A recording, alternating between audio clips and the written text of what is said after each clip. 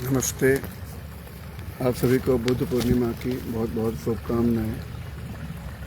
बुद्ध पूर्णिमा सिर्फ बुद्धिज़्म को फॉलो करने वालों के लिए ही नहीं, दुनिया में जो भी लोग जो मनोवैज्ञानिक लेकर स्टडी करते हैं या मनोवैज्ञानिक प्रॉब्लम से जूझ रहे हैं, उनके लिए भी ये बहुत महत्वपूर्ण दिन है।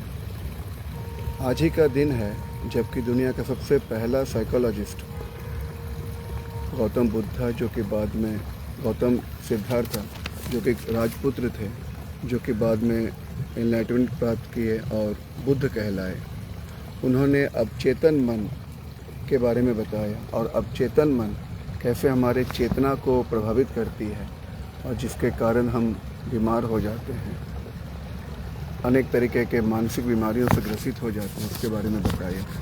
यूँ तो साइकोलॉजी, मॉडर्न साइकोलॉजी जो हम पढ़ते हैं, उसके फादर जो है विल्हेम वुंड करके एक जर्मन साइकोलॉजिस्ट को कहा गया है और इसके आगे भी बहुत सारे साइकोलॉजिस्ट आए दुनिया में। लेकिन हर साइकोलॉजिस्ट अपने जीवन में कभी ना कभी बुद्धिज़्म को लेकर पढ़ाई ज़रूर करता है, क्योंकि साइकोलॉजी में ये बताया जाता है कि मन में कोई भी डिस्टर्बेंस होता है, उसका मेन कारण हमारे अवचेतन मन में डिस्टर्बेंस होता है। हम लोग कई सारी चीज़ें जो चेतन मन में सॉल्व नहीं कर पाते हैं, उसको अवचेतन मन में धकेल देते हैं और उस अवचेतन मन से वो सारी प्रॉब्लम्स जो है बाहर निकल के आती है और हमारे चेतना में इफ़ेक्ट करती है और कहीं ना कहीं हमारे मन में दुख तकलीफ़ें पैदा करती है। अब बुद्धिज़्म में कोई भी साइकोलॉजिस्ट बुद्धिज़्म की बात इसलिए करता है क्योंकि साइकोलॉजी में एक बहुत इम्पॉर्टेंट बात होती है मेडिटेशन की और माइंडफुलनेस की। यूँ तो मेडिटेशन कई तरीके से होती है, लेकिन बुद्धिज़्म का जो मेडिटेशन है, जिसमें कोई धर्म की बात या कोई ईश्वर की बात नहीं होती है, तो वो साइकोलॉजिस्ट को बड़ा पसंद होता है। बुद्धिज़्म में इस मेडिटेशन को नाम सती दिया गया है। सती एक पाली वर्ड है। हिंदुइज़्म में भी मेडिटेशन देखने को मिलता है, जिसको हम ध्यान कहते हैं। इस्लाम में मुराकबा एक वर्ड है जो कि इस्लामिक स्कॉलर्स जानते हैं। ये भी जो प्रॉपरली इस्लामिक स्क्रिप्चर्स को फॉलो करते हैं, वो इस प्रक्रिया से ध्यान में जाते हैं। सिखिज़्म में सिमरन की बात होती है। सिमरन करते करते वो ध्यानग्रस्त हो जाते हैं और कहीं न कहीं मानसिक तनावों से वो मुक्त हो पाते हैं। क्रिश्चियनिटी में लेक्टियो डिविना करके एक वर्ड है, वो जो बाइबल में मिलता है और जो बाइबल को फॉलो करते हैं, तो वो इसको फॉलो करते हैं और बेसिकली मेडिटेशन ही है, अलग अलग तरीके से किया जाता है और उसमें मन को शांति होती है।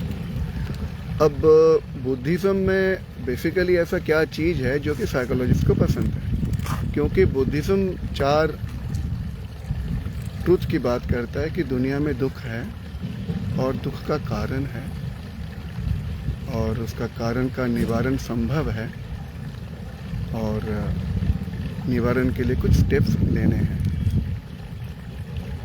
अब समझते हैं कि दुख का कारण क्या है। दुख तो है, सबको पता है। दुख का कारण है इच्छा, क्रेविंग। हमारी इच्छाएं अनंत है, हमारी इच्छाएं कभी ख़त्म नहीं होती और यही हमारा दुख का कारण होता है। और इसका निवारण कैसे हो सकता है? निवारण है कि उसको एक्सेप्ट करना, मान लेना कि दुख है और उसके बाद दुख का निवारण के लिए कुछ मतलब 8 फोल्ड पाथ्स बोले गए हैं। आप चाहे तो इसके ऊपर स्टडी कर सकते हैं, हमारा टॉपिक वो नहीं है आज।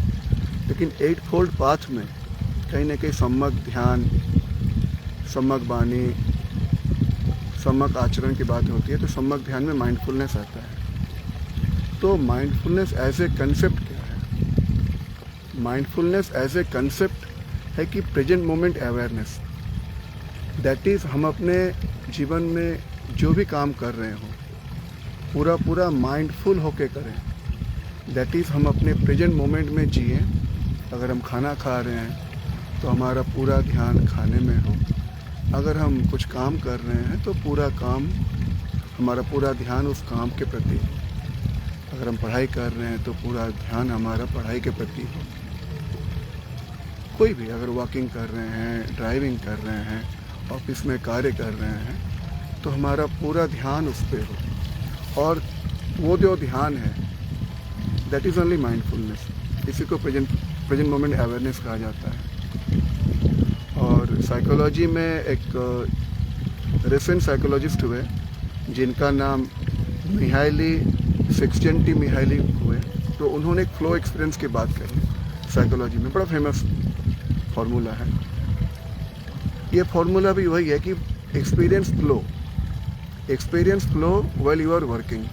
कोई भी कार्य कर रहे हो, अगर हम घर में कुछ सिंपल काम कर रहे हैं, हाउस होल्ड चोर्स को निभा रहे हैं, उसमें भी पूरा मग्न हो जाएंगे तो वो कार्य आपके लिए बोझिल नहीं होगा और उस कार्य को एंजॉय करेंगे।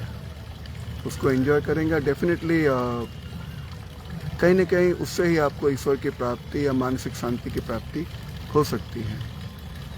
बौद्धिज्म में एक और जो कोर कंसेप्ट बताई गई है, other than the present moment awareness, that is impermanence. Pali में अनित्य कहा गया है। दैट इज दुनिया में जो कुछ भी है वो इम्पर्मानेंट है। कोई भी चीज़ परमानेंट नहीं है। और हमारा दुख का कारण ये होता है कि हम हर चीज़ को परमानेंट समझ लेते हैं। अगर हमारे जीवन में खुशियाँ आती है तो हम इसमें नाचने लगते हैं। हमें लगता है कि ये परमानेंट है और ये खुशियाँ हमेशा रहेगी। हमारे जीवन में अगर दुख आता है तो भी हम इसको परमानेंट मान के लेते हैं और हमेशा दुखी हो जाते हैं। कई लोग तो इसको एक्सेप्ट नहीं कर पाते हैं। लोग घर छोड़ देते हैं और डिवोर्स में चले जाते हैं। कई लोग सुसाइड करते हैं। मैं पहले फ़ौज में था, आज बैंक में हूँ। फ़ौज में भी मैंने सुसाइड्स देखे, बैंक में मैं सुसाइड्स देखता हूँ। कारण यही है कि लोग अपने प्रेजेंट मोमेंट को एक्सेप्ट नहीं कर पाते हैं और कहीं ना कहीं जो इम्पर्मानेंस है, अनित्य या एवर चेंजिंग रियलिटी को एक्सेप्ट नहीं कर सकते हैं। एक छोटा सा स्टोरी आती है जो कि गौतम बुद्धा बार बार कहते थे। शायद आप लोगों को अच्छा लगेगा। कुछ स्टोरी ऐसी है, कोई धनी राम करके कोई सेठ हुआ करते थे वैशाली में। उनके 2 बेटे थे। जब धनी राम जी का देहांत हो जाता है तो जब उनके अंत्येष्टि क्रिया हो जाती है तो उनकी सारी प्रॉपर्टी का डिस्ट्रीब्यूशन होता है। लोगों ने कहा ठीक है भैया, आधा आधा कर लो। दोनों भाई मिलके जो भी प्रॉपर्टी थी, संपत्ति थी, सोने जेवरात, जो कुछ सब कुछ इक्वली डिस्ट्रीब्यूट कर दिया गया। फाइनली एक छोटी सी बक्सा मिला। बक्सा को खोला गया तो उसके अंदर 2 रिंग मिले, 2 अंगूठी मिली। एक सोने का अंगूठी था जिसके ऊपर हीरा लगा हुआ था, बड़ा नक्काशीदार था। और एक छोटा सा दूसरा वाला जो था वो सिल्वर का था, उसमें कुछ गुथा हुआ था, कुछ लिखा हुआ था। तो बड़ा भाई कहता है कि भाई मैं बड़ा हूँ तो मुझे वो गोल्ड वाली मुझे मिलनी चाहिए, और तू छोटे, तू ये सिल्वर वाली ले। छोटा बोला कोई बात नहीं भैया, जैसा आप बोलते हैं ठीक है। अब फिर दोनों का जीवन चलने लगता है। दोनों अपने बिजनेस में मग्न होते हैं, बिजनेस चलता रहता है। बड़ा भाई जब बिजनेस में कभी बहुत प्रोग्रेस होती है, ग्रोथ होती है, तो खुशियों से नाचने लगता है, पागल हो जाता है। फिर बिजनेस तो ऐसा चलता नहीं है, कभी उतार चढ़ाव भी आता है, कभी उतराव भी आता है। जब उतराव आता है, लॉसेस होते हैं, तो वो फिर परेशान हो जाता है। हाय क्या होगा, कैसे फैमिली चलाऊंगा, क्या करूंगा, नहीं करूंगा, परेशान हो जाता है। घर में शोर शराबा करता है, बच्चों पे हाथ उठाता है, परिवार के साथ झगड़े करता है। सेम सिचुएशन छोटे के साथ भी आता है, लेकिन छोटा देखता रहता है कि पापा ने मुझे दिया क्या। तो सिल्वर की अंगूठी में एक छोटी सी लाइन लिखी होती है, बड़ा ब्यूटीफुल लाइन है, ये भी चला जाएगा। छोटे ने कहा कि यार ये पापा का वर्ड है, इसमें दम है, जीवन में जब खुशियाँ आती है, बहुत तरक्की होता है, तो वो उसको हेड पे नहीं लेता कि यार मैं सक्सेसफुल हो गया, I am a successful person. No, it's okay, ये भी चला जाएगा। जब दुख आता है जीवन में, तकलीफ़ें आती हैं, तो भी वो ही मान लेता है कि चलो कोई बात नहीं, ये भी एक एक क्षणिक फेस है, थोड़े टाइम के लिए है, टेम्पोरेरी है, और ये भी चला जाएगा। और जीवन चलता रहता है। With the passage of time बड़ा का हाल ऐसा हो जाता है कि वो मानसिक रोगग्रस्त हो जाता है, और 50-60 के अराउंड वो वानप्रस्थ, जो हमारे शास्त्रों में कहा जाता है, वानप्रस्थ को प्राप्त करता है। रैदर वो घर छोड़ के चला जाता है, क्योंकि वो जीवन को परेशानी समझ लेता है। और छोटे वाला इट्स ओके, ये चलता है, या ये भी चला जाएगा, इस फॉर्मूला को मान के चलता है, और फैमिली के साथ एक सुखी जीवन जीता है, बच्चों को अच्छी परवरिश करता है, और अपने फैमिली के साथ एक सुखी संपन्न जीवन व्यतीत करता है।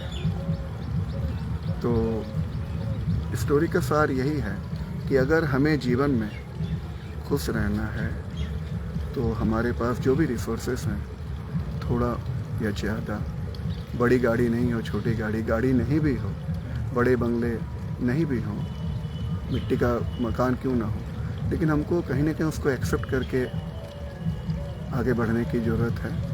और अगर हम एक्सेप्ट कर पाएंगे, तभी हम जीवन में सच्ची खुशी और सच्चा सुख का एहसास कर पाएंगे। बुद्ध पूर्णिमा में एक और बड़ी इम्पोर्टेंट पॉइंट मुझे याद आई, शायद मैं भूल जाता। बुद्धिज़्म में एक कोर कंसेप्ट है मेत्ता। मेत्ता को इंग्लिश में हम लोग लविंग काइंडनेस या कॉम्पैशन या गुडविल कह सकते हैं। बुद्धा की टीचिंग में यह आता है कि साहब, आप कुछ भी कर लो, लेकिन आपके दिल में हर इंसान के प्रति मित्रता भावना, दैट इज़ एक लव की भावना, एक काइंडनेस की भावना होनी चाहिए। तो बौद्धिज्म को फॉलो करने वाले या फिर मेरे जैसा जो माइंडफुलनेस को फॉलो करते हैं, माइंडफुलनेस को टीच करते हैं, हम हमेशा जोर देते हैं कि आप कभी भी ध्यान करें, ध्यान या कंटेम्पलेशन करें, तो बाद में 1-2 मिनट मित्रता जरूर करें, जिसके द्वारा जो है आप अपने प्रति माफ़ी का भावना लाते हैं कि मेरे से कोई भी गलतियां हुई है, मैं अपने आप को माफ़ करता हूँ। ये बहुत बड़ी बात होती है दोस्तों। इंसान अपने आप को माफ़ नहीं कर सकता और साइकोलॉजिकल प्रॉब्लम्स में पड़ा रहता है। हाय, मैंने वो गलती की थी, इसके कारण आज मुझे ये परिणाम भुगतने पड़ रहे हैं। अरे साहब, वो सिचुएशन चला गया है, वो पास्ट था, please accept that as a past. वो अभी प्रेजेंट में वो इफेक्ट नहीं कर सकता। You have to accept it as past. वो पास्ट हो चुका, घटित हो चुकी है।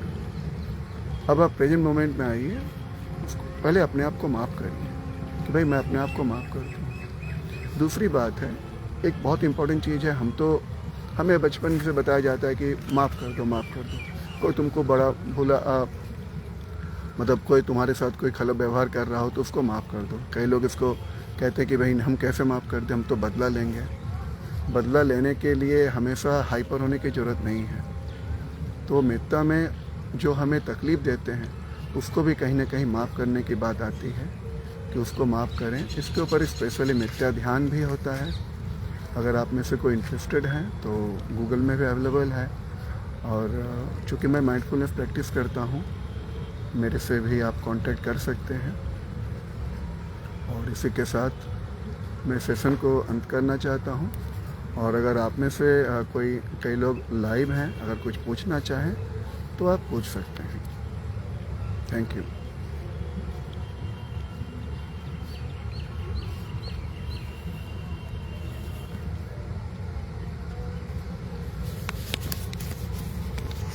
ठीक है, ओके, नमस्ते।